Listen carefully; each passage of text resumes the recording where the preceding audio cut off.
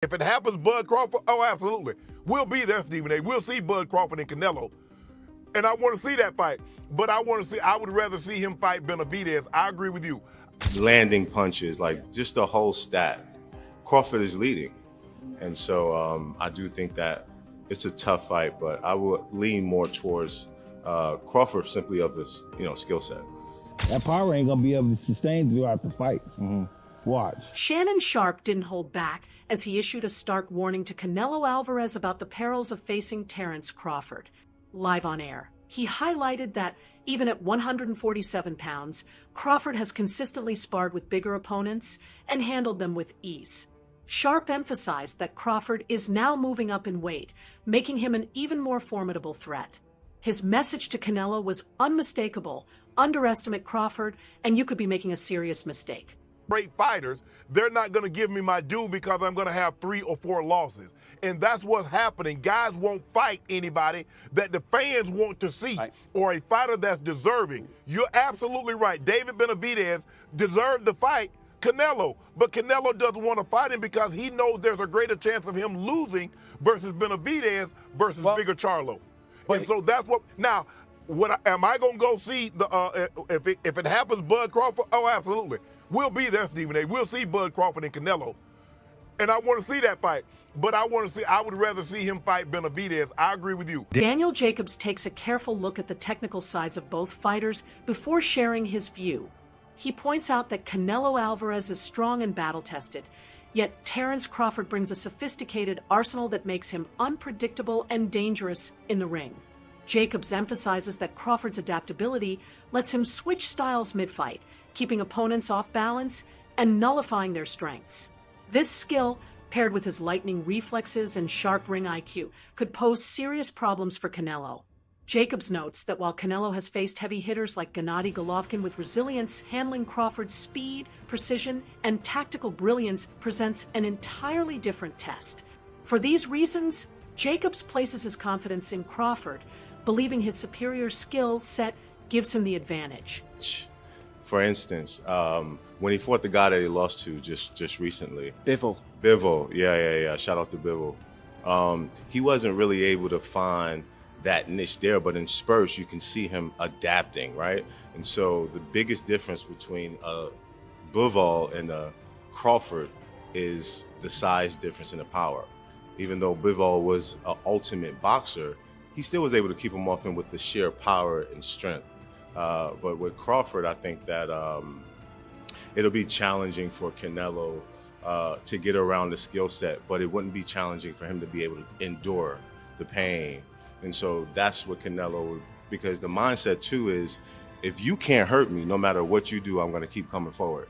So if Canelo could adapt that mindset, take the shots, because he's going to be thrown, and if you look at the stats too, in terms of punch output, in terms of landing punches, like just the whole stat, Crawford is leading. And so I do think that it's a tough fight, but I would lean more towards Crawford simply of his, skill set. Is this the biggest fight for his legacy? If obviously he wins, I think.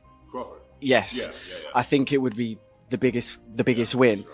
But given the fact that a lot of people, I think, expect Canelo to win because of the weight, where do you rank this in comparison to that huge fight with Errol Spence? So if Canelo wins, it would be one of his most top tier wins.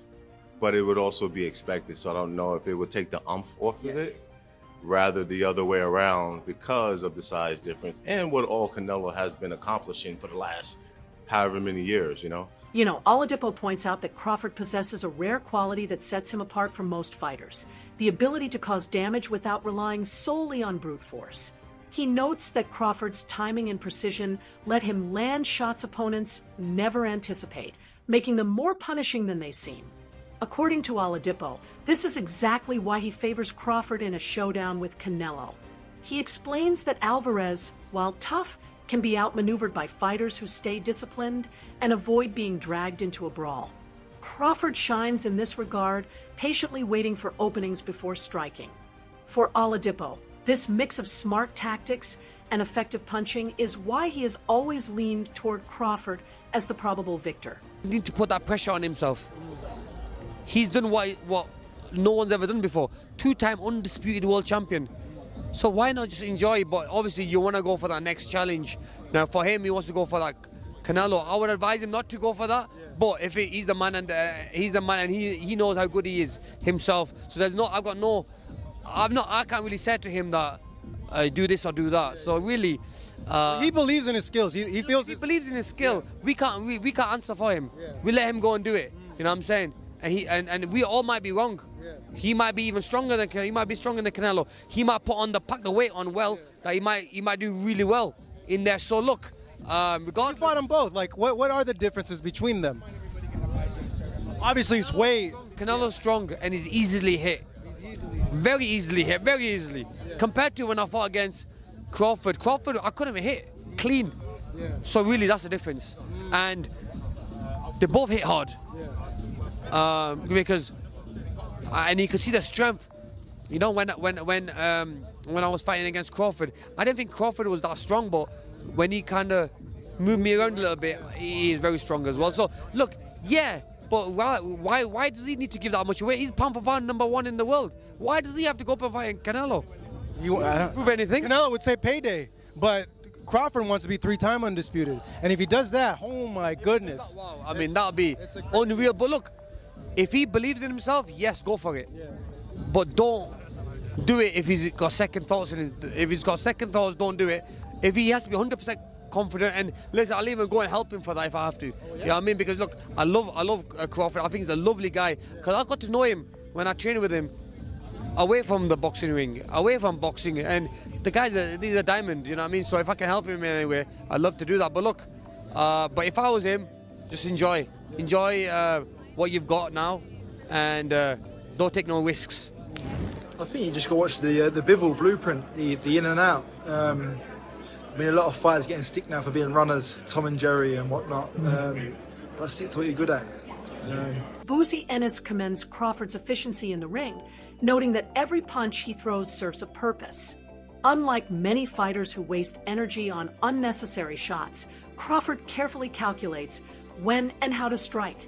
Ennis highlights that this discipline reflects Crawford's high boxing IQ, maximizing both precision and impact. By conserving energy and picking the perfect moments, Crawford denies opponents opportunities to counter. This approach also makes him a serious threat in long fights, as he maintains stamina while gradually wearing down rivals. Ennis believes that this level of control and focus will be crucial against Canelo, where even the smallest advantage can make a difference against such a seasoned fighter. Terence, though, people don't understand. He can box and he's smart. Yes. He don't waste no punches, man. So he won't waste that energy. And he's really smart, man, when it comes to that boxing game. But it was me and I'm training him. Yeah. I would have him frustrating Canelo. What I would do with him, I would hit him with some good shots, combination shots, because you know, Canelo got to be set to throw punches. That's right. That's right. You know what I mean? If Crawford boxing move, he don't like nobody to boxing move, and that's what I think Crawford is going to do. Diego Pacheco offers a balanced view, recognizing the paths each fighter might take to victory. He notes that Crawford, with his precise technique and defensive awareness, is more likely to rack up points over 12 rounds than stop a resilient fighter like Canelo. Conversely, Pacheco acknowledges Canelo's immense power, especially to the body, giving him a real chance of a knockout if he lands cleanly. Pacheco explains that this contrast highlights the clash of styles, Crawford's command of distance and combinations versus Canelo's heavy hands and relentless pressure. In his opinion, the outcome will hinge on which fighter can control the pace and flow of the bout. What are your thoughts on that Canelo versus Crawford fight? How do you see that fight going, and what's your prediction? That's a very, very good fight. You know, two great fighters. I grew up admiring them my whole life, you know, so I'm excited for that fight. I think Crawford is a hell of a fighter. You know, if it goes the distance, he might be able to get that decision win. But I think if there's a knockout, then it might be Canelo who's getting the knockout win. But I'm ready to watch the fight. You know, I'm going to be a big fan that night, and just be rooting for both guys. You know, they're both great fighters. Ade Oladipo reflects on Canelo's career path, noting that while the Mexican star remains elite, he is no longer the unstoppable force he once seemed. He recalls the 2018 Golovkin rematch as the pinnacle of Alvarez, a night when his skill, strength, and confidence appeared unmatched. Oladipo emphasizes that this was 7 years ago, and since then Canelo's performances, though still impressive, have shown subtle signs of decline. He suggests that sparring with young, hungry fighters like John Boots, Ennis may be an attempt to regain sharpness naturally lost over time. This raises the question of whether Canelo's current form is enough to face Crawford, who is performing at the peak of his abilities. Oladipo's view casts doubt on whether experience alone can offset the erosion of top-level athleticism. But he fought a very, very good Canelo. I don't think that Crawford is fighting the best Canelo anymore. Again, the Canelo I'm talking about, I mean, second Golovkin fight, I thought he was fucking incredible. That was... when was that? Jeez, that feels like a long, long time ago. Second Golovkin fight was 2018. So I'm saying peak Canelo, although still very, very good people, peak Canelo for me was 6 years ago. It's a long time, or 5.5 years. That's a long time. In fact, exactly 15th of September. So it'll be to the day 5 years. Have I got them? What was I talking about? Sorry, almost 7 years ago. Jeez, that's a long time ago. Where some might say peak Crawford was Errol. So, shit, I didn't realize how long ago that was. And he's clearly not that same guy anymore. It clearly isn't. He's no longer fighting elite fighters. I mean, unless you're going to say William Scull was elite, Edgar Berlanga, no, Munguia, no, Jamel, no, John Ryder, no, third Golovkin fight, no. So he's no longer fighting the best, but he still is very good, and he's still a top 168 pounder. And I think this is why people are saying it is a 50-50 fight now, because we can see the deterioration in Canelo. Like, say what you want about William Scull, Canelo looked poor in that fight as well. Everyone's like, oh, William Scull ran. Well, Canelo didn't cut off the exits. Canelo wasn't great himself. Canelo's punch output was horrendous. So we can clearly see the deterioration. That said, he is the naturally bigger guy. I just mentioned the fact that Crawford's put on size, but the naturally bigger guy in this weight class is Canelo. That has to count for something. Regis Prograis firmly disputes the notion that Crawford's power will pose a major threat to Canelo. He points out that Alvarez has already absorbed punches from naturally larger fighters, including heavy-hitting champions, without showing serious vulnerability.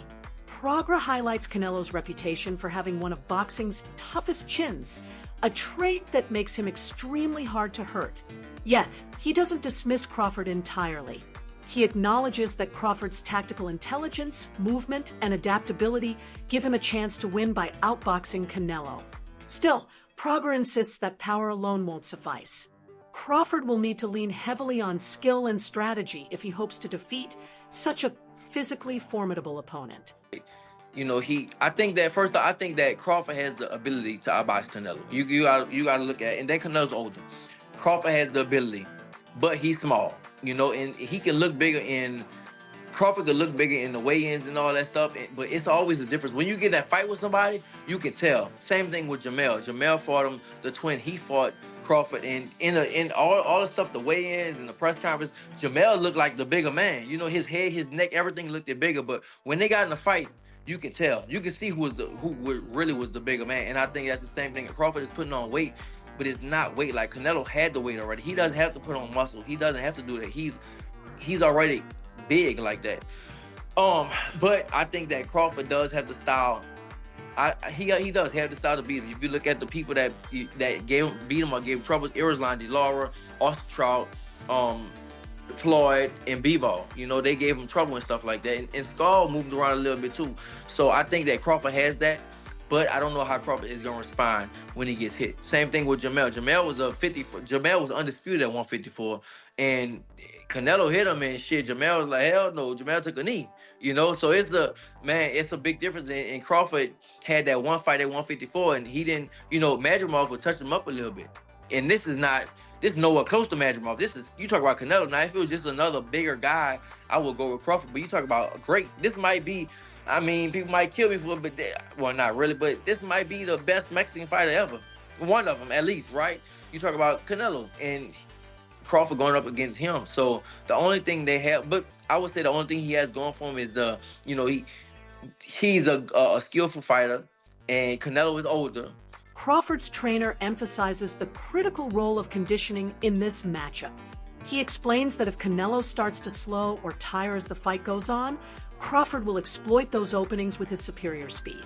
Crawford has earned a reputation for excelling in the later rounds, often turning up his intensity as opponents begin to fade. His quickness lets him land clean counters while avoiding retaliation, punishing any drop in his rival's energy. The trainer notes that against a fighter like Crawford, even a slight decline in movement or reflexes can be costly. This underscores the pressure on Canelo to keep up a relentless pace throughout the bout, a demanding challenge at this point in his career. Throughout the fight, watch. And he usually slows down between 6 and 7. If you slow down, that's a fucking wrap. That's what you've been seeing in these last couple fights from him? I mean, yeah. Fuck yeah. I seen him slow down going into the later rounds, and I done seen his ass get outboxed. Brian McIntyre, and I will say this openly, is one of the best trainers in boxing. He absolutely knows his job, and I know he knows his job better than I know his job. So take my observation with a grain of salt. However, sometimes I get these things right, and I think that Brian McIntyre is making a miscalculation. Now, what do I mean? He basically said that one of the biggest advantages that Terence Crawford has over Canelo Alvarez is that Canelo Alvarez slows down, and that he says that after round 6, round 7, that Canelo Alvarez usually starts slowing down, and if he slows down against Terence Crawford, that is going to be a very, very huge mistake, and Terence Crawford is going to be able to take advantage of that. All right, first and foremost, let me say this. If it was the case that Terence Crawford was fighting Canelo Alvarez at 147 pounds, or even at 154 pounds, and Canelo Alvarez started slowing down, that definitely could be very, very big trouble against a guy like Terence Crawford, because Terence Crawford is an incredible counterpuncher, and if you show him any openings... Teddy Atlas delivers one of the most emphatic endorsements of Crawford's chances. He describes Crawford as a complete fighter with the discipline, adaptability, and mental toughness needed to beat anyone, even when moving up in weight. Atlas argues that Canelo is no longer the hungry fighter he once was, suggesting that years of fame and success have dulled his edge. He goes as far as to label Canelo overrated compared to Crawford, noting that recent performances have shown clear signs of decline. Get mad again, or you could agree again. It's up to you, whatever. But he's made so much money that the urgency's not there, the fire's not there. At least it wasn't there a week ago. At least I say that. It wasn't there a week ago. Maybe it'll be there now. Maybe he's the kind of guy that, and I get it, that at this point in their career, it has to be a big fight to get up. And I got something for Callum. I got something for the whole boxing world. And, I feel you're just as good as your preparation. And we've been doing the road work. We've been doing the mountain work. I've been recovering hard. I've been getting my rest. I haven't been drinking no dark sodas, bro. That's a wrap on today's story. Stay with us. Until next time.